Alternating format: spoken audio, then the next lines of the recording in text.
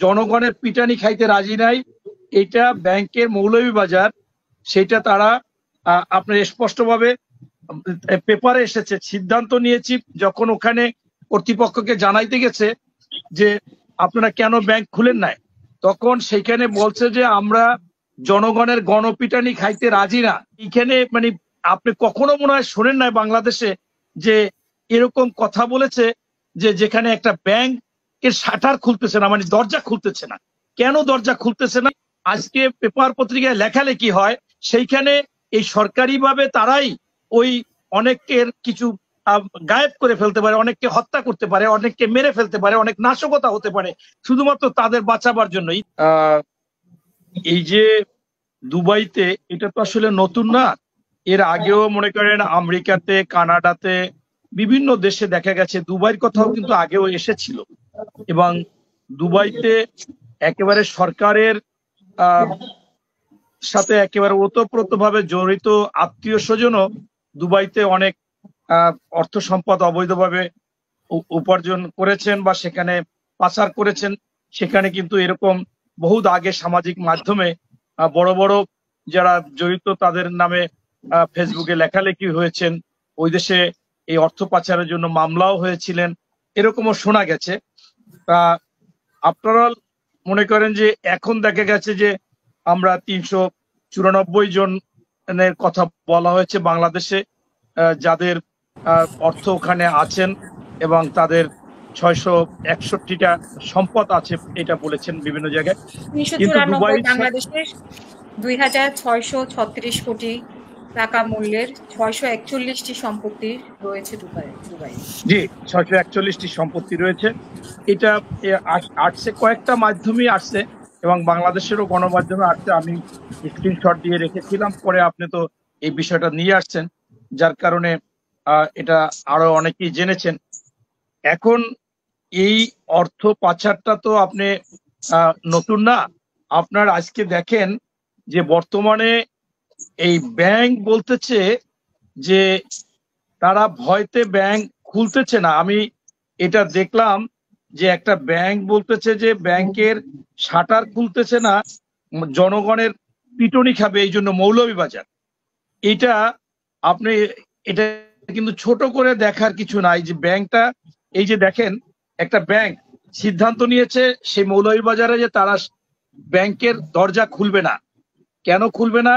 যে জনগণের পিটানি খাইতে রাজি নাই, এটা ব্যাংকের মৌলভীবাজার, সেটা তারা আপনার স্পষ্টভাবে পেপারে এসেছে। সিদ্ধান্ত নিয়েছি যখন ওখানে কর্তৃপক্ষকে জানাইতে গেছে যে আপনারা কেন ব্যাংক খুলেন নাই, তখন সেখানে বলছে যে আমরা জনগণের গণপিটানি খাইতে রাজি না।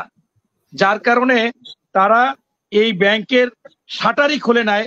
এটা হচ্ছে যে আপনার মৌলভীবাজারে ব্যাংকের সাইনবোর্ড আছে, আইসিবি ইসলামিক ব্যাংক, একেবারে স্পষ্টভাবে সাইনবোর্ডটা আছে, আপনাকে দেখাইলাম। এখন যে দেশে এরকম ব্যাংক খুলতে চাচ্ছে না, জনগণের টাকা দিতে পারবে না। ইতিমধ্যে আপনারা দেখেছেন যে পদ্মা ব্যাংক খেয়ে ফেলেছে মহিউদ্দিন খান আলমগীর, তার নামে বাংলাদেশ ব্যাংক রিপোর্ট করেছে, সেই রিপোর্টের কোনো ধার ধারে নাই। এরপর আপনার আব্দুল হাই বাচ্চু বলেন, এই যে ন্যাশনাল ব্যাংকের এই শিকদার গ্রুপ বলেন এবং তাদের এমডি বলেন, এরপরে আপনার এরকম অজস্র ব্যাংক, 9টা ব্যাংক তো রেড জোনে ডাইরেক্ট করেছেন, একত্রিত হচ্ছেন ব্যাংক, এবং আপনার অনেকগুলো ব্যাংক আপনার হলুদ জোনে। যার কারণে আজকে এইখানে মানে আপনি কখনো মনে হয় শোনেন নাই বাংলাদেশে যে এরকম কথা বলেছে যে যেখানে একটা ব্যাংকের শাটার খুলতেছে না, মানে দরজা খুলতেছে না। কেন দরজা খুলতেছে না? যে জনগণকে টাকা দিতে পারবে না। এটা আমার কথা না, এটা পেপার পত্রিকার কথা আপনাকে দেখাইলাম এবং কোথার ব্যাংক দেখাইলাম। এই জন্য আজকে বাংলাদেশ ব্যাংকে যে ঘটনাটা ঘটতেছে, আপনি দেখেন যে বাংলাদেশ ব্যাংকে সাংবাদিকদেরকে ঢুকতে দিচ্ছে না।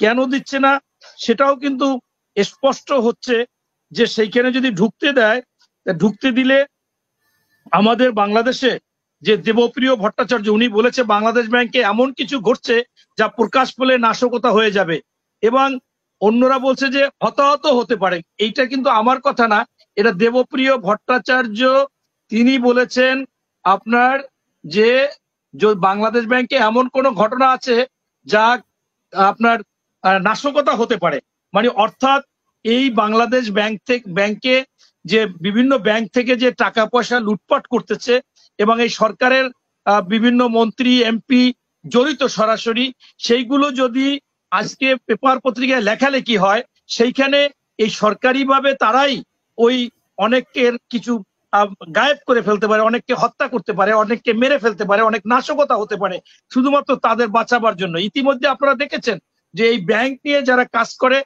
যে সাংবাদিকরা, তারা কিন্তু গতকালকে তারা আলোচনা সভা করেছেন, সেখানে স্পষ্ট বলেছে যে এই সরকারি দলের বিভিন্ন জনের যারা অপকর্মের সাথে জড়িত, তারা এইখানে আমাদের কোনো কিছু করলে তাদের ক্ষতি হবে, তারা আরো অনেক কিছু বের হয়ে আসবে, তাই আমাদেরকে নিষেধাজ্ঞা দিয়ে ব্যাংকে ঢুকতে দিচ্ছে না। এবং বাংলাদেশ ব্যাংকের গভর্নরের সাথেও এই রিপোর্টারদের সভাপতি সেক্রেটারি রোবায়ের সাহেব, এরা কিন্তু কাশেম সাহেব যোগাযোগ করেছে, গভর্নর স্পষ্টভাবে বলেছেন যে আপনাদের কেন ঢুকতে হবে, এটা কিন্তু কখনো ছিল না।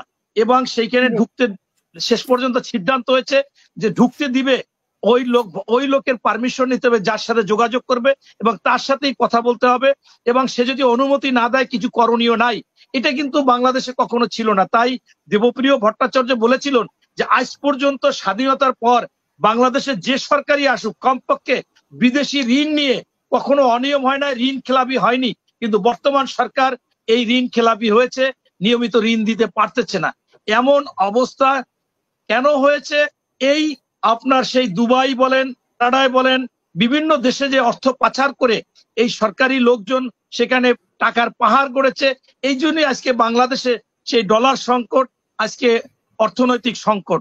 এই জন্য আপনার এই সমস্যাগুলো দেখা দিয়েছে এবং এইটার সাথে সরাসরি যে জড়িত সরকার এবার বিভিন্ন ভাবে সরকারি দলের লোকজন তা বিভিন্ন ভাবে প্রমাণিত এবং পত্রপত্রিকার মাধ্যমে, সাংবাদিকদের মাধ্যমে একেবারে স্পষ্ট করা হয়েছে যে এই যে আপনার ইন্টারনেট একটু সমস্যা করছে, আমি আসবো আপনার কাছে আবারও।